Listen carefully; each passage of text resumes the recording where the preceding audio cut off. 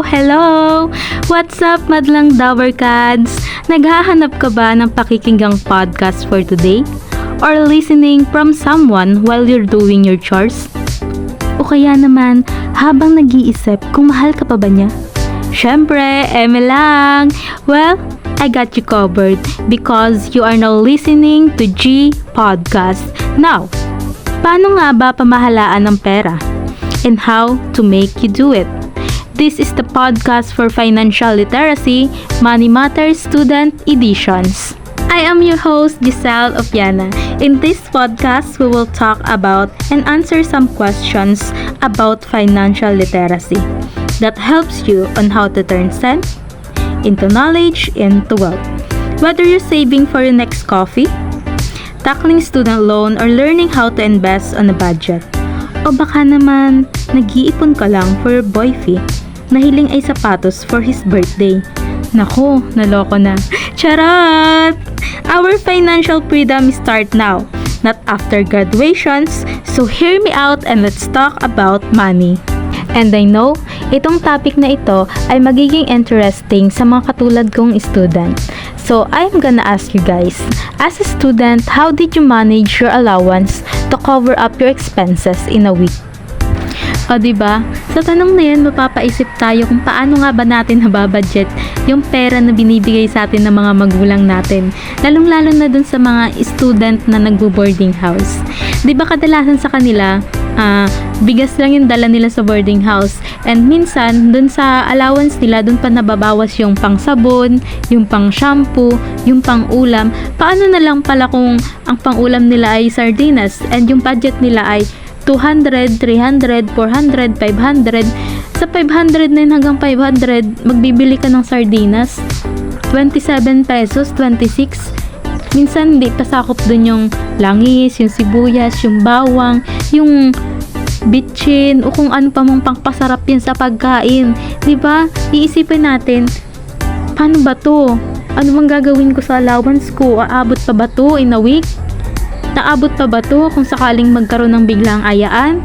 Aabot pa ba to kung sakali na magkaroon ng ambagan? Ano na naman sasabihin ko kay mama, kay papa? Ma, anong ulam? Ma, anong ulam? Char, joke lang. Based on my experience, ako kasi, magkakwento ako. So, kung paano ko ba na-manage yung pera na meron ako, not in a week, but in a month. So, ako kasi, nakikitira lang ako simula grade 9 hanggang until now, third year college ako.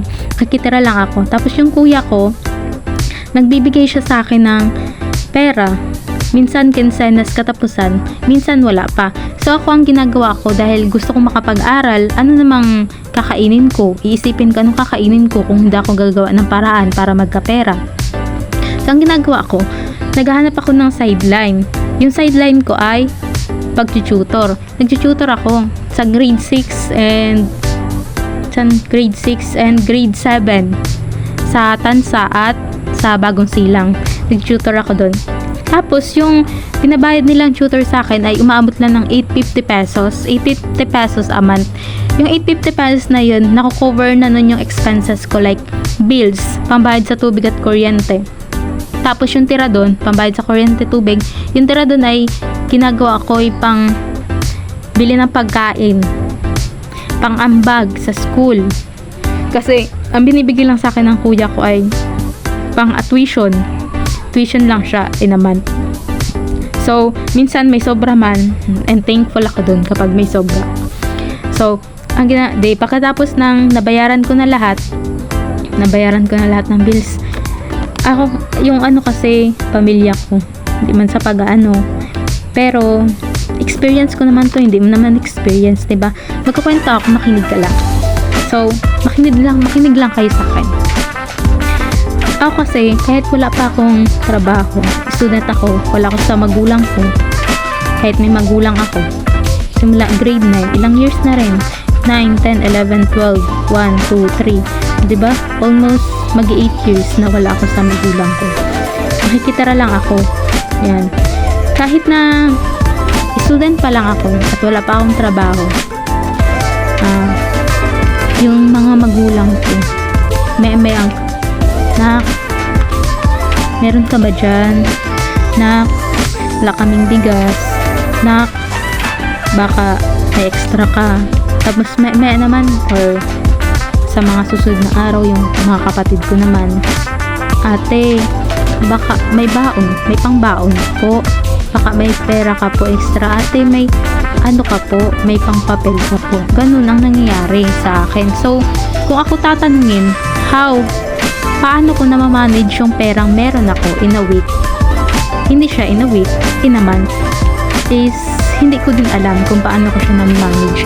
Alam nyo ba na super thankful ako na simula nung grade 9 hanggang until now ay masasabi ko na lang na God will provide. Kasi nakakaiyak, promise. Kasi alam mo yun na kahit student ka pa lang, nagsasara sideline ka lang, parang mapapaisip na kapag pawala ka na, bigla kang magkakameron, 'di ba? Magkakameron ng biyaya, ng perang padating. Kasi sabi ko lagi na God will provide. Pero syempre gagawa ka rin naman ng paraan para magkaroon ka. Hindi mo pwedeng nakatunganga lang lagi. Napapaisip ako na mahal pa rin pala akong Lord. 'Di ba? Hindi pa rin niya pala ako pinapabayaan kahit na ganito ako, napalipat-lipat ng bahay, palipat-lipat ng natitirahan, palipat-lipat ng pakikisalamuha. Hindi mo alam kung sa mga susunod bang araw, susunod bang buwan, susunod bang taon ay makakapag-aral pa rin ba ako? Kasi third year pa lang ako eh. So, kaya sa tanong na, as a student, how did you manage your allowance to cover up your expenses in a week is, ang sagot ko dito, may own experience, hindi ko alam.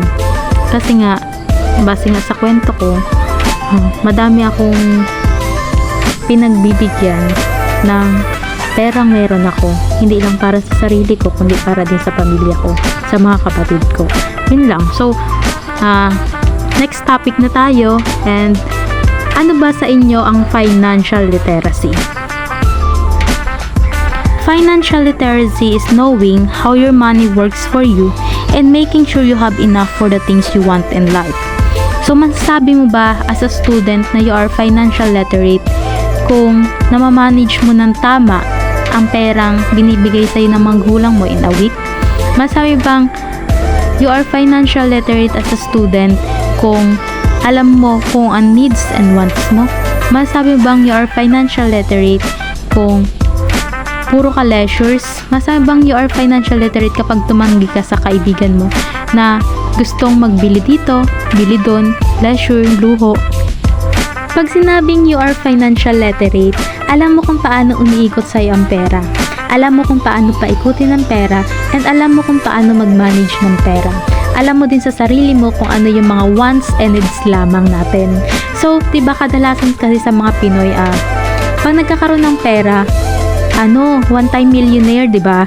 So, bili dito, bili dyan, hanggang sa mawala na tayo ng pera. Tapos, kadalasan pa niyan, kapag nawalan ng pera, mangungutang pa yan para lang maipangbili dun sa needs lang nila.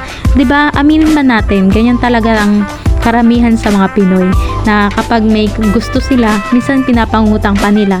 Hindi nila iniisip na kapag nagkakaroon sila ng pera, dapat mag-ipon sila, dapat mayroon silang savings, mayroon silang mga insurance life, 'di ba? Para kumbaga sa mga susunod may makuhaan.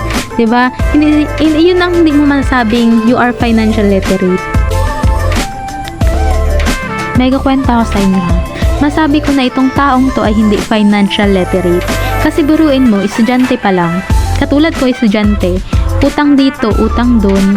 For example, sa Pay Later, J-loan sa Gcash, utang sa kaibigan, utang sa klase na hindi mo mabayad-bayaran kasi nga inuuna mo yung luho mo and humihingi ka sa mga magulang mo.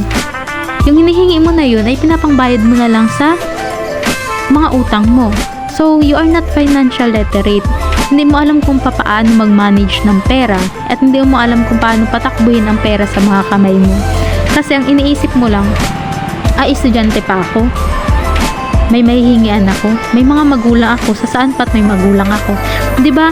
Hindi ka pinapairal mo yung ugaling ganyan pagdating sa pera na hindi mo mahandle-handle ng tama. What I mean about that story is, kapag nakadepende ka pa sa pamilya mo, kapag sila pa ang nagbibigay ng pera sa atin and sila pa nagpo-provide ng mga wants and needs natin, dapat isipin natin kung nahihirapan ba sila na nakuha yung pera na yun, kung saan nila kinuha yung pera na yun, kung pinaghirapan ba nila yung pera na binigay nila sa atin, hindi yung luho dito, doon, na yung binibigay nilang pera sa'yo, ay pambayad mo lang ng utang, pambili ng sigarilyo ng jowa, pambili ng regalo ng jowa, di ba? Aminin natin, relate tayo sa mga ganyang bagay na hindi natin pinag-iisipan na yung pinanggalingan ng pera na yun ay pinagpagura ng mga magulang natin, di ba? It's not about to brag that persons, but it is a lesson to everyone. Sa mga katulad kong student, lesson ito sa mga katulad kong student na dapat isipin natin kung saan natin gagamitin yung perang binibigay sa atin ng mga magulang natin, and alam natin kung paano i-manage ito ng tama upang hindi naman nasayang yung pagod nila pagdating sa pagbibigay ng pera sa atin. Tapos na tayo sa chismisan. Ngayon naman, pag-usapan natin ang mga practical steps to develop personal financial literacy. Tama ng iba, sarili muna. Specifically, how to build strong financial mindset, kasi kahit gaano karaming tips about to handle money, saving, and investing ang alam mo, kung hindi tama ang mindset mo, mahirapan ka na i-apply ito sa real life. So, ano nga ba ang financial mindset? Tanong ko, sagot ko. Ano nga ba ang financial mindset? Ang financial mindset ay ang attitude at belief tungkol sa pera. Kung iniisip mo na mahirap kumita ng pera o hindi ko kayang mag-save, nagiging totoo ito dahil yun ang paniniwala mo. Pero kung iisipin mo na may paraan para kumita ng pera or kahit maliit magsisimula akong mag-ipon, mas nagiging posible na ma-achieve mo ang financial goals mo. Now, paano nga ba mag-build ng isang strong financial mindset? Una, baguhin mo ang pananaw sa pera. Instead of thinking, lagi akong kapos, palitan mo ng pwede akong maghanap ng extra income o aayusin ko ang pagbabudget. Sunod, to build a strong financial mindset, iwasan ng scarcity mindset. Huwag kang matakot gumastos pagdating sa investment, pero pag sa luho, palong-palo. Ang dapat, mag-set ng clear financial goals. Hindi enough ang gusto mong yumaman, pero yan, tambay ka lang naman. Kailangan may specific goals tulad ng may pera ako now. Need kong mag-save kahit konti kada buwan para in case of emergency. Pinaka-importante para magkaroon ng strong financial mindset ay disiplina sa paggastos. Kasi hindi naman natin kailangang sumabay palagi sa trend. Katulad ng pag nakakita tayo ng bibilihin ko din yan kasi meron si ano, dapat ako din. Dapat mag-stick ka lang sa budget na meron ka. Kung ang first step natin sa pag-develop ng personal financial literacy ay how to build a strong financial mindset, ngayon naman, ang second step natin is to learn the basic of money management. Now, alam mo ba kung saan napupunta ang pera mo? Kung hindi, yan ang unang step. Dapat alam mo ang basics like income, expenses, savings, at debt. Rule number 1 ay huwag gumastos ng hindi higit sa kinikita mo. Sounds simple, pero madalas nakakaligtaan. Kaya track your money, know your needs and wants, at huwag basta-basta mag-swipe ng credit card. Paano pala kung Gcash lang? Dahil napag-usapan na natin ang step 1 at step 2, dumako na tayo sa step 3. Ito ay ang create and follow a budget. Alam nyo ba na ito ang pinaka game changer? Ang budget ay hindi naman restriction, right? Ito ang roadmap mo para hindi ka laging pecha de peligro. Gumamit ng 50-30-20 rule. 50% para sa needs like foods, and 30% sa wants like leisure, and 20% sa savings o investment. Anong sekreto? Sundin ito religiously. Hindi pwedeng create lang tapos kakalimutan. Para saan pa? para mas ma-develop pa ang personal financial literacy natin at nakapag-create na tayo and follow the budget kanina, dumako na tayo sa pag-explore naman ng investment basic. Okay? Saving is a great, pero para lumago ang pera mo, invest and invest. Maraming options like stocks, mutual funds, real estate at iba pa. Huwag matakot. Start small and earlier you invest, the better. Remember, money that works for you beats money that just sits. Dahil na-explore mo na ang investment basics, nakapag-invest ka na. Dumako na tayo sa pag-educate yourself continuously. Walang katapusang learning to Ang pera parang technology nag-i-evolve. So read the books, follow financial experts, and listen to podcasts like this one. The more you know, the better your decisions. Financial literacy is a lifelong journey, kaya keep growing! And that's the 5 steps to develop personal financial literacy. Ano ang key takeaway mo? I-share mo sa amin at huwag kalimutang i-apply ang natutuhan mo. This has been MoneyWise, helping you make wise money moves. And after discussing the financial literacy madlang Dabarkads, we will now getting to know what are the benefits of being financial literate. Ikaw ba, na-consider mo na ba ang sarili mo bilang financial literate? Well, here are some benefits of it. If you have the ability to differentiate between the needs and wants, syempre, alam mo na sa sarili mo kung ano ang mga dapat unahin.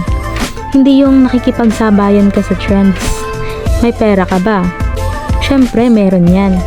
Pangalawa, of course, kapag may abilidad ka na on how to distinguish the needs and wants, you know where to put your money.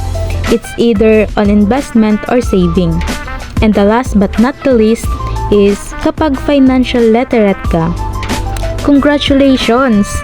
Isa ka na sa iwas pasanin ng gobyerno because you know how to spend your money. Wisely Sabi nga ni Karen Ibasco, our Miss Earth 2017, our micro effort has the macro effect to save our home, our planet, our economy, of course. And now, let's move on to the financial literacy in the Philippines. Ikaw, madlang people. Yes, ikaw na nakikinig ngayon. Meron ka na bang bank accounts or naisipin mo na bang mag-open o maglagay ng pera sa bangko? Well, according to the study of GOT 2017, indicated in several findings of researchers with regards to the state of financial literacy in the country. World Bank study in 2014 estimated 20 million Filipinos saved money but only half had bank account. Imagine that! If all Filipinos have their bank account with money deposited, we are less likely to prone to the deficiency budgets that government makes burden to our. In 2016, Bangko Sentral ng Pilipinas released the National Strategy for Financial Inclusion, stating that while institutions strive to broaden financial services, financial literacy should also complement such initiatives. As per Standard & Poor's Rating Services survey last year, only 25 of Filipinos are financially literate. This means that about 75 million Filipinos have no idea about inflation, risk diversifications, insurance, compound interest, and bank savings. So 10 years after discovery of the stock market, still less than 1% of Philippine population is invested in it. More than 80% of the working middle class have no formal financial plan. Because of these findings, public and private sectors alike have recognized that need to strengthening the financial educations in the country. For the last episode of our podcast, let's talk about money mindset or how people view money. Ito ay iba't ibang paraan kung paano natin tinitingnan at ginagamit ang pera. Kasi, let's be real, money isn't just about numbers. It's about how we think and feel about it. So, sino ka sa mga ito? First is the frugal, kuripot or wise. Ikaw yung tipong may listahan bago gumastos. Walang impulsive buying sa'yo. Pero piso counts, kaya ang ultimate goal mo ay makatipid at mapalago ang pera. Pero ingat ha, baka naman masyado kang tipid na nakalimutan mo nang mag-enjoy. The second is the pleasure seeker or YOLO spend it para sa'yo. Pera is for experience lang. Mahilig kang gumastos sa travel, food trips, concerts kasi naniniwala kang minsan lang tayo mabuhay. Nothing wrong with enjoying. Pero always remember na may future ka pa rin na dapat paghandaan. The third types of how people view money is the status chaser or pa-VIP mode. Para sa'yo, money equals image and reputations. Branded clothes, luxury bags, and bagong iPhone. Kasi feeling mo, pag maganda ang gamit mo, mas mataas ang tingin ng iba sa'yo. Pero ang tanong, ikaw ba talaga yan o pressure lang yan ng social media? The fourth is the indifference or pera, ewan, bahala na. Ikaw yung tipong walang pake sa money matters. Sweldo, gastos lang kung saan, savings, ano yun?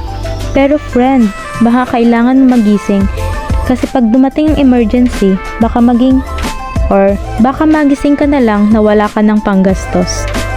And the fifth major types of how people view money is the powerful. Money is control. Ikaw yung tipong pera ang alas mo. The more money you have, the more control you feel over your life and even other people. Pero ingat, baka mamaya pera na nagkokontrol sa'yo, hindi ikaw. The six major types of how people view money is the self-worth mature. Show me the money and show me my value. Feeling mo, ang worth mo ay nakadepende sa laman ng bank account mo. Mas mataas ang sahod, mas mataas ang tingin sa sarili. Reminder lang ha, your value isn't just about your net worth. It's about you. So anong money mindset mo? Madlang Dabber Cards ha, walang tama o maling mindset. Pero dapat, balance is a key. Money is a tool, so gamitin ito wisely. Hindi lang para sa present happiness, kundi para rin sa future security. Alright, Dabber Cards, masyado nang mahaba ang ating kwentuhan.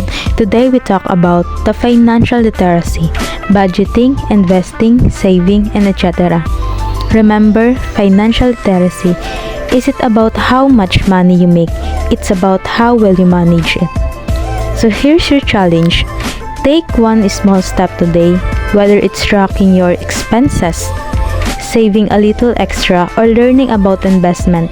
Little actions lead to big results. At the end of the day, money is not the goal, it's a tool.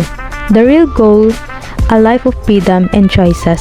Kaya, let's make smarter money moves and one step at a time.